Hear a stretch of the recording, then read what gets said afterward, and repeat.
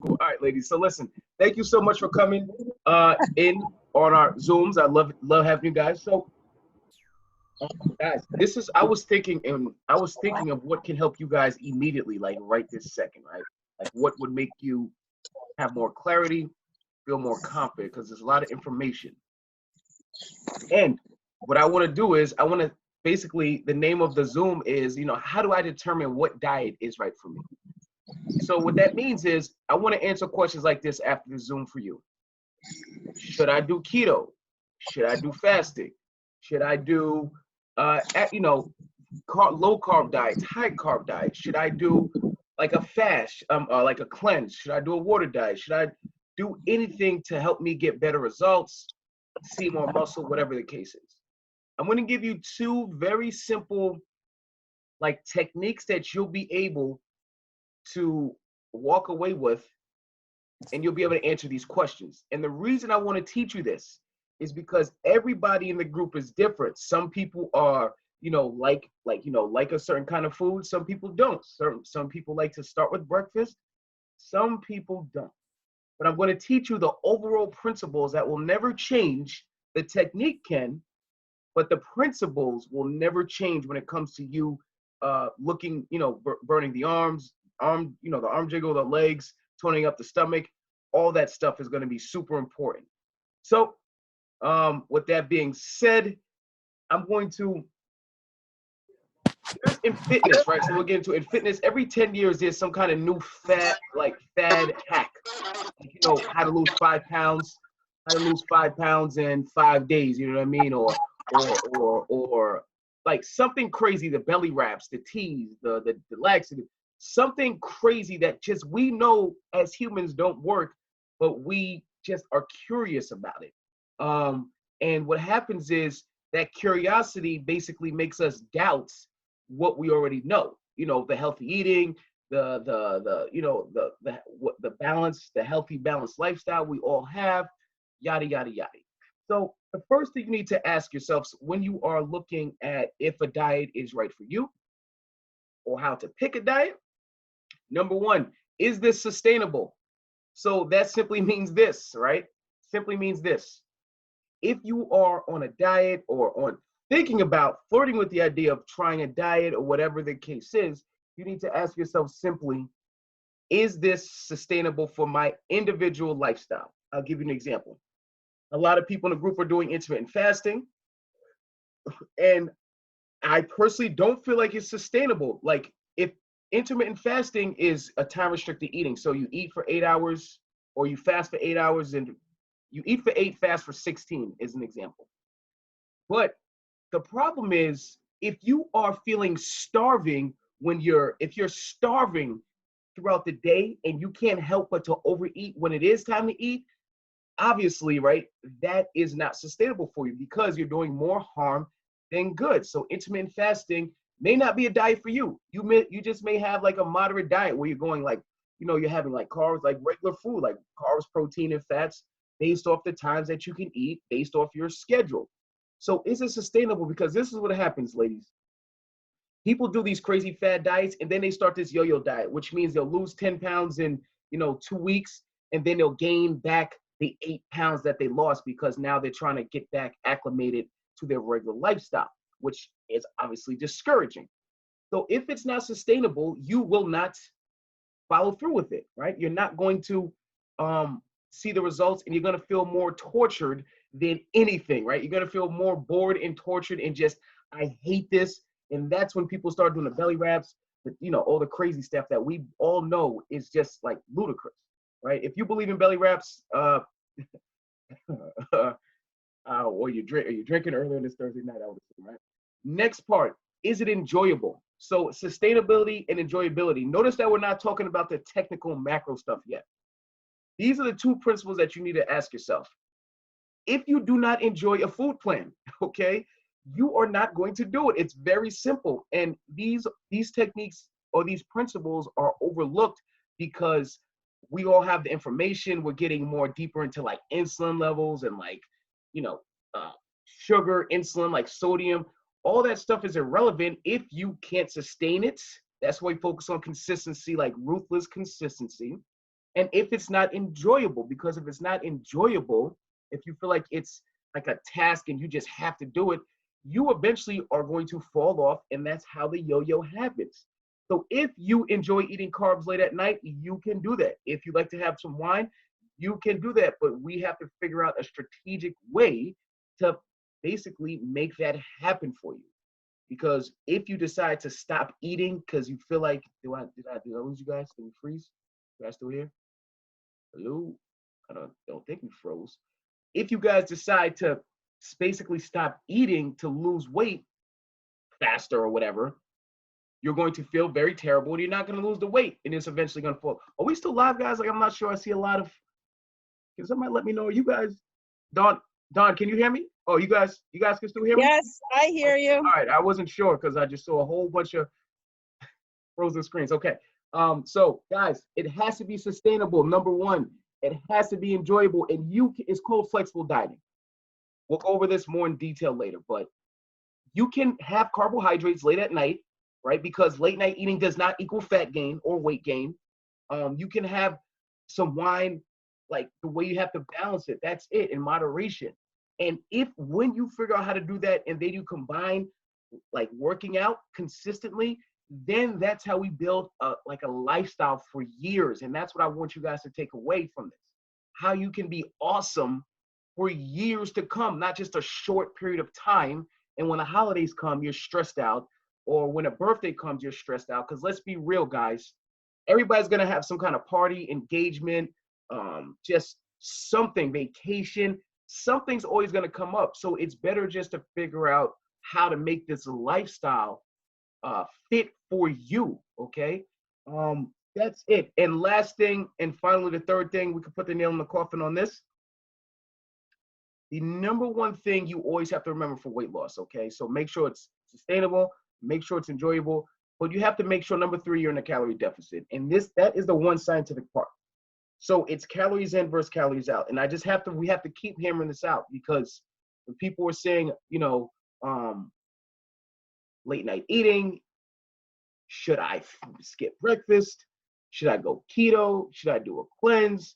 Should I fast longer for lower insulin levels, which is bonkers because that's just a whole nother rabbit hole for no reason, right? There's a simple golden rule in fat loss or in weight loss. This is it. It's calorie deficit to lose weight. That is all. And it's like people are going to try to make it more complicated. Like we talked about the fasting people. We're going to talk about like the people saying you need to drop your carbohydrates. But if you're feeling moody and upset and tired because you're trying to do a low carb diet, you have to ask yourself, back to the number one rule, is this sustainable? Number two rule, is this enjoyable? If the answers are no, then don't do a low carb diet. Okay? That's how simple that is. And the number one thing you have to make sure that you're eating throughout your day is protein with your fiber. That's it. So you need basically, essentially, a diet that has decent amount of protein, 4 to 5 servings a day, the size of your palm. Then you need fiber, fruits, veggies, all the fiber good stuff. That's literally as simple as we can keep it. On top of that, one more thing is just consistency. The reason it's like beating a dead horse. I know I'm saying consistency all the time because I want you guys to understand that if you cannot consistently maintain a workout routine or a diet or like a food plan, like none of this, like it's not going to matter what you do because consistency trumps everything, right? So if there's 352 days in a year and say you went on vacation for 2 or 3, 4 weeks and you ate clean for 300 days out of the year and you worked out hard for 300 days out of the year, that's going to trump that. 300 days is greater than like those, or did I say 52? 365 days in a year. Those 300 days would trump when you're being consistent on the days that you have off, right? So it's going to balance. That's your consistency, clean eating, all that stuff will always balance out the downtimes, the vacations, the parties, the Friday nights when you just want to eat pizza with your friends and drink wine and not worry about it.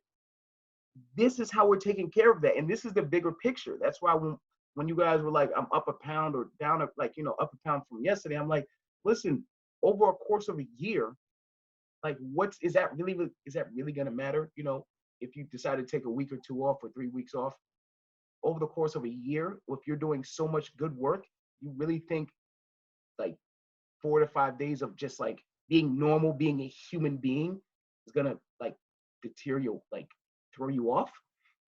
The answer is no. The answer is no. And you can look and you can just look. You can always look it up. You can always research it. I'm giving you the most simplest way possible, right? To review before we get to some questions.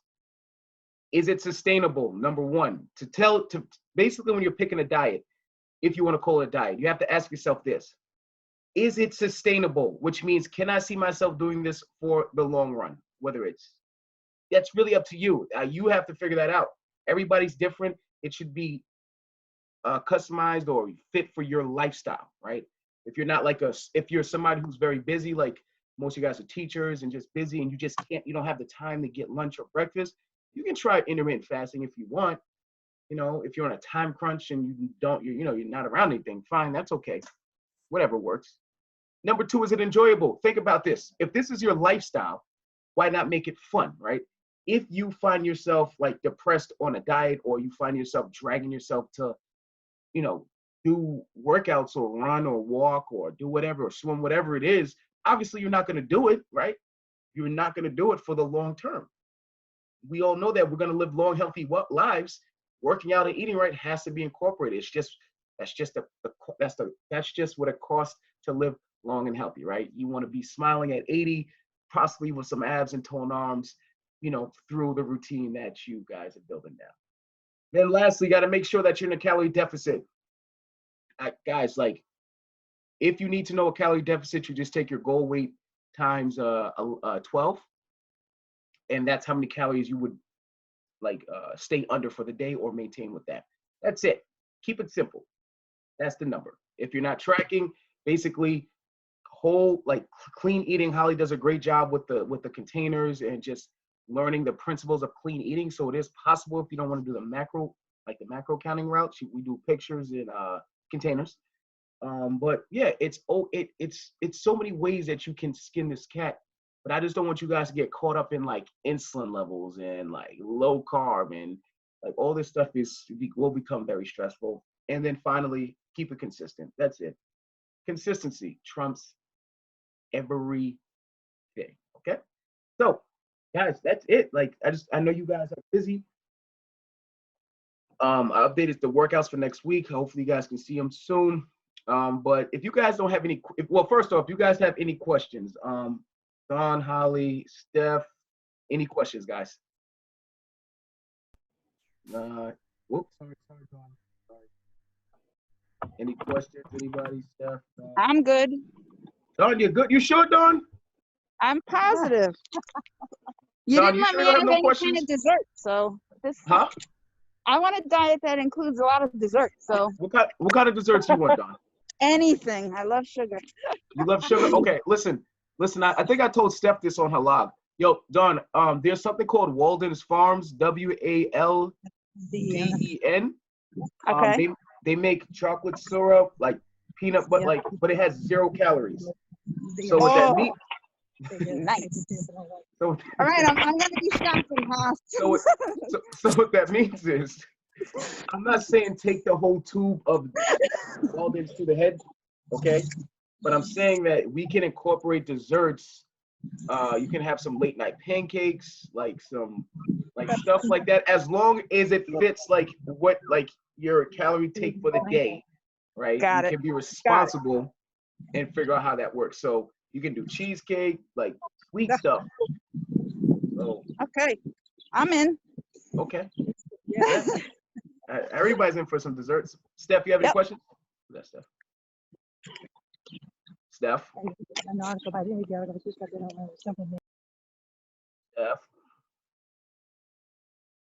Stephanie. Nope. Okay, that's a service in North Carolina, I guess. I love ranking on North Carolina. I used to live there, so it's fine. I used to live there, so it's cool. Steph, you got any questions? No, I don't. Sorry, just got home. So I'm for me, any type of restrictive diet is hard because I'm the type of person that would, whatever I can't have, that's what I want. So I don't do any type of restrictive diet. But I'm just curious from your end, do you recommend any particular diet that somebody would go on, or are you kind of like not really? No, this is to answer your question. I'm not a big, so as you know, I used to give you some context. I used to wrestle for 6 years. I tell you guys that so you know. When I was a teenager, my life was basically intermittent fasting and working out without eating, right? So I had to basically lose about 10 to 12 pounds, within like a certain amount of time, probably like 4 to 5 hours, 6 hours, or whatever the case is. I had the sauna suits. I did all that crazy stuff. I used to jump rope with steam in the shower. Me and my friends used to we used to do handstands on top of the wall, because like the blood would rush to your head and it would make you lighter, like on the scale. So you can hack the scale. Like people would spit out a 0.1. It's so many things you can do, right? But when we got off that restricted eating, the first thing all wrestlers do, as well as bodybuilders, is they go literally to pizza, ice cream, Wendy's, Burger King. So essentially what I did was, after every wrestler matches, I went straight to Wendy's and like Carvel. And I would just eat about 12 to 15 pounds of I wrestled 135. I was back to 150 within a day, right? Just from overeating because I was so restricted. And I did that with a coach. I did that with like training 3-4 hours a day. I did that when I was in my prime, and I felt terrible. In fact, I used to hate it. So when I see busy people like yourself, they're like, I want to fast longer. I'm like, the second you get off that fast, you're going to literally eat everything. And then you're going to be very upset because like the scale's going to jump up. You're going to feel sluggish. You're not going to want to work out. And then you're going to basically have to feel like you're starting from day one again. And then that's when people start to think about like the belly wraps and like the sweet sweat you rub on your stomach. I personally, the best diet for people starting out is a diet that you can do consistently. So it's basically off what you like to eat in moderation. So always fruits, veggies, protein, high protein, and like whatever you really like to eat. That's why there is no bad thing. You obviously can't eat Burger King every day. You obviously can't drink a liter of soda, but you can make a lot of stuff work in your personal diet. That's why I don't give meal plans out, because people want to feel like they're in control of what they're eating. And the second they don't feel like that is the second they go off on the like deep end. It's like, say, don't think about the pink elephant in the room, and you're going to think about the pink elephant. When you tell people don't eat carbohydrates, they don't eat it for an hour, and then they're going to literally eat loads of it. And it's basically starting back from the beginning. And then it's just a terrible cycle. I'm sorry I run on a rant, Steph. Did that answer your question? Yeah, it's the kids. I hear you. It's okay. It's all right, kids, I know. Anaya, you want to see my niece, guys? Anaya, come here. Holly, do you have any questions? Come here. I'm gonna show you guys. You guys want to see my niece? Yeah. Say hi to the people. So that's Holly. Aww. Hi. And you can't see Dawn because she's on a black. So we're about healthy eating. Hey, listen to Uncle Haas. Listen to Uncle Haas. Huh? Tell Uncle Haas is your favorite uncle. See, Uncle Haas is your favorite uncle, or you're not going anywhere. Yes. All right. So, all right. Yeah, guys. So anyway, yeah. So kids, they just pop up. So I get what you guys are going through. Oh, you should get any questions? Sorry, did I miss you? No, I'm good. Okay. All right, guys. So listen, I gotta go finish making some dinner, and I think I'm gonna have some beer tonight with some French fries, because we'll see. Because that's just life. Because like that's called flexible dining. All right, guys. So if you don't have any questions, folks, listen up. Dawn, Steph, and Holly, I greatly appreciate all you guys for tuning in. Always grateful. You guys are fantastic. Let's keep crushing it. And I'll see you guys Saturday morning at 11 a.m. Is it 11? Yeah, something. All right, guys. We got to roll. Thank you. All right, Thanks, guys. Coach. Bye. Everybody have fun. Bye.